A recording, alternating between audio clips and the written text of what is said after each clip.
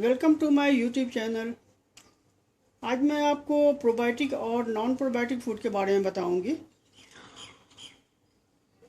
कहा जाता है कि प्रोबायोटिक फूड हमारी हेल्थ के लिए बहुत अच्छा है। प्रोबायोटिक फूड हमारे आंतों के माइक्रो ऑर्गेनिज्म को बढ़ाता है। ये दही दही प्रोबायोटिक फूड है। ये जो भी खाना हम फर्मेंट करके बनाते हैं वो प्रोबायोटिक कहलाता है। जैसे ये सिरका है, ये भी प्रोबायोटिक ही हुआ। और ये पिकल बनाते हैं, पिकल को भी प्रोबायोटिक फूड ही कहेंगे। तो जो भी फूड फर्मेंट करके बनाया जाता है वो प्रोबायोटिक फूड है। दही आप कोशिश करें कि घर की बनाएं, क्योंकि बाहर की जो दही हम लेते हैं तो उसमें जो बैक्टीरिया होता है वो बहुत ही कमज़ोर बैक्टीरिया होता है, मतलब लीन होता है। वो उतना हमारे गट्स को उतना फ़ायदा नहीं देता है। लेकिन जो हम घर में दही बनाते हैं वो घर की दही बहुत अच्छी होती है और उसके बैक्टीरिया भी हमारे लिए बहुत फ़ायदेमंद होते हैं। और हाई फाइबर फूड वो हुआ जो जैसे ये ओट्स है। ओट्स हाई फाइबर फूड होता है, इसमें बहुत ज़्यादा फाइबर होता है जो नॉर्मल हेल्थ के लिए भी अच्छा है, डायबिटिक के लिए भी अच्छा है और हमारे पेट को हमेशा भरा हुआ रखता है। इससे यह लगता है कि जल्दी पचता नहीं है, तो पेट भरा हुआ लगता है। तो उससे आदमी कम खाता है तो वेट भी कम होता है। और ये दही है तो ये प्रोबायोटिक है और ओट्स नॉन प्रोबायोटिक है।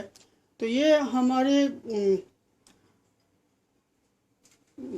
आंतों के, मन के, इंटेस्टाइन के माइक्रो ऑर्गेनिज्म को बढ़ाता है। रिसर्च से पता चला है कि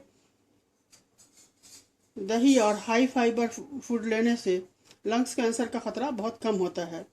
यूएसए, यूरोप और एशिया में करीब 1.4 मिलियन लोगों पर रिसर्च किया गया और उससे ये बात पता चली है कि यह हमारे लिए हम खासकर लंग्स कैंसर के लिए बहुत अच्छा है। इसको रिसर्च में लोगों को दो हिस्से में बांटा गया। आधे लोगों को हाई फाइबर फूड और दही दिया गया, मतलब कि हाँ, दही दिया गया और प्रोबायोटिक फूड और हाई फाइबर फूड दिया गया। और आधे लोगों को प्रोबायोटिक और लो फाइबर फूड दिया गया। तो ये देखा गया कि जिन लोगों को हाई फाइबर और प्रोबायोटिक फूड दिया गया था उन लोगों में कैंसर का कोई अभी आसार नहीं था, उनको किसी भी तरह का कोई कैंसर नहीं हुआ।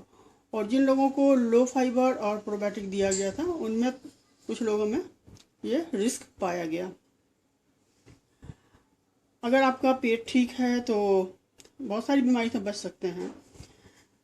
आज प्रोबायोटिक फूड मार्केट में भी बहुत है, जैसे कीफर मिल्क है, दही तो है ही प्रोबायोटिक फूड।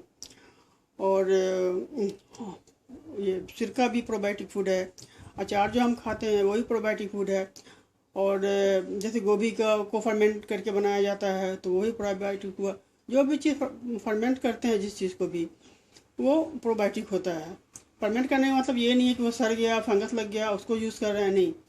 उसको मतलब कि हेल्दी तरीके से जो फर्मेंट करते हैं वो हमारे हेल्थ के लिए अच्छा है। तो दही है, अचार है, सिरका है, ये सब भी फर्मेंट करके ही बनता है। और जो दही का बैक्टीरिया है वो हेल्दी बैक्टीरिया है। आप कोशिश करें कि दही हमेशा घर की बना के लें, क्योंकि बाज़ार की दही जो होती है उसमें बहुत कमज़ोर बैक्टीरिया होता है, मतलब बहुत लीन होता है। क्योंकि आप देखेंगे बाज़ार की दही से जब हम दही जमाते हैं तो वो नहीं जमती है, और वही घर की दही से हम जमाते हैं, थोड़ी सी दही डालते हैं और वो दही बड़ी अच्छी जमती है।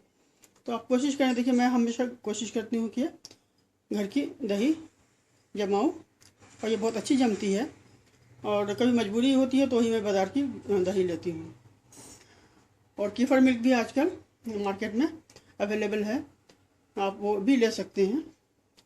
और ये सब्जियों में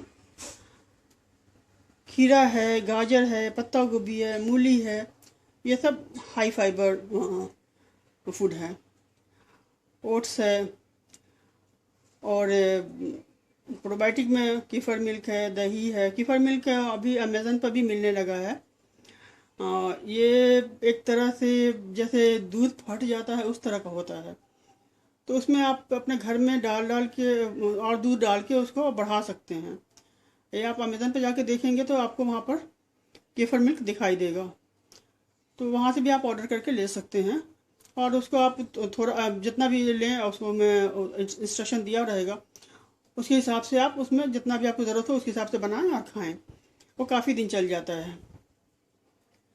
फल में अमरूद है, एवोकेडो है, चीकू है, प्लम है, इन सब में फाइबर बहुत होता है।